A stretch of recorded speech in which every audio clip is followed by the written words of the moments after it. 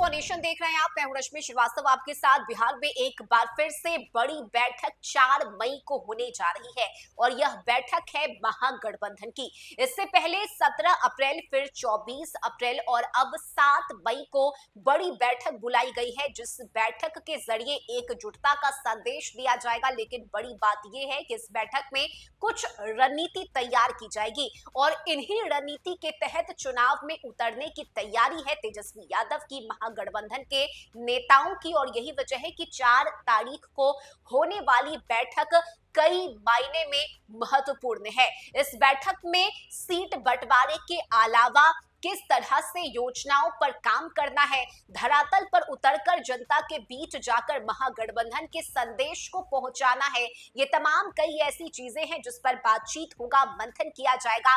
Party आलाकमान जुटेंगे और तमाम दिग्गज नेता एक साथ एक मंच पर जुटेंगे और चुनाव की रणनीति पर चर्चा करेंगे, मंथन करेंगे। तो 4 मई को होने वाली बैठक में किन किन मुद्दों पर चर्चा होगी, ये हम आपको बताएंगे एक एक कर। इससे पहले देखिए, 24 अप्रैल की बैठक में करीब करीब सहमति कई मुद्दों पर बन चुकी है और कांग्रेस ने उप कमेटियों के सदस्य पद के लिए नेताओं के नाम भी कोऑर्डिनेशन कमेटी अध्यक्ष को सौंप दिए हैं।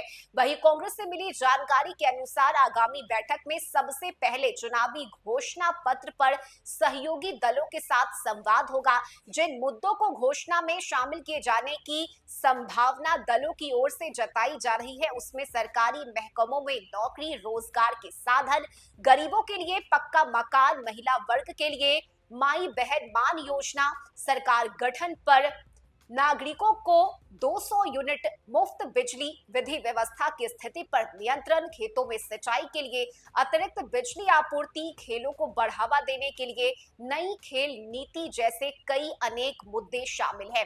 इसके अलावा बैठक में चुनावी मैदान के साथ ही साथ इंटरनेट मीडिया पर भी सरकार की घेराबंदी की योजना बनेगी। प्रिंट और इलेक्ट्रॉनिक मीडिया के साथ ही वेब पोर्टल मीडिया पर सरकार को घेरने के लिए सरकार की नीतियों को आधार बनाया जाएगा। सूत्रों से मिली जानकारी के अनुसार योजनाओं की घोषणा एनडीए सरकार के कार्यकाल में हुई, उनका आकलन कर जनता को उनकी असलियत से अवगत कराने की योजना है। विधि व्यवस्था, बढ़ती महंगाई, शिक्षा और स्वास्थ्य में गिरावट के साथ ही विशेष राज्य के मुद्दे पर भी सरकार की घेराबंदी की योजना पर इस बैठक में मुहर लगाई जाएगी। लेकिन देखिए, अब बड़ी बात यह है कि इस बैठक के बाद चुनावी घोषणा पत्र सहयोगी दलों के साथ इस पर संवाद होगा और उसके बाद चुनावी घोषणा पत्र महागठबंधन की तरफ से जारी किया जाएगा। सरकार की तरफ से जो योजनाएं चलाई जा रही है, उन योजनाओं का धरातल पर क्या हश्र हुआ है, आम जनता, आम लोगों को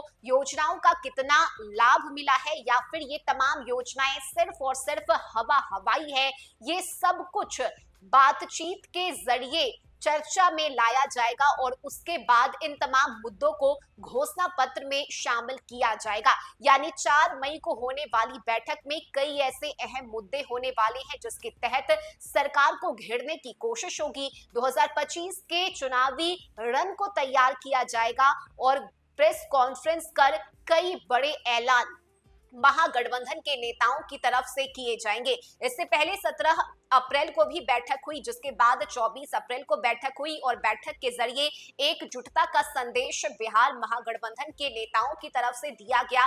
चाहे वो कांग्रेस हो, मुकेश सहनी की पार्टी हो, वाम दल भाकपा माले की बात करें हम, या फिर खुद नेता प्रतिपक्ष तेजस्वी यादव की। हालांकि पिछली बैठक में तेजस्वी यादव 1.5 घंटे लेट पहुंचे थे, जिसकी वजह से तमाम बाकी घटक दलों को थोड़ा इंतजार करना पड़ा। लेकिन देखिए, इसके बावजूद जो एकजुटता है पार्टी नेताओं के बीच, वो लगातार देखने को मिल रही है। फिलहाल 4 मई की बैठक कई मायनों में महत्वपूर्ण है और इस बैठक में घोषणा पत्र पर चर्चा किया जाना है, जिसके बाद प्रेस कॉन्फ्रेंस कर कई बड़े ऐलान महागठबंधन की तरफ से किए जाएंगे। इस खबर में अभी के लिए बस इतना ही। न्यूज़ फॉर नेशन पर खबरों का सिलसिला जारी रहेगा। नमस्कार।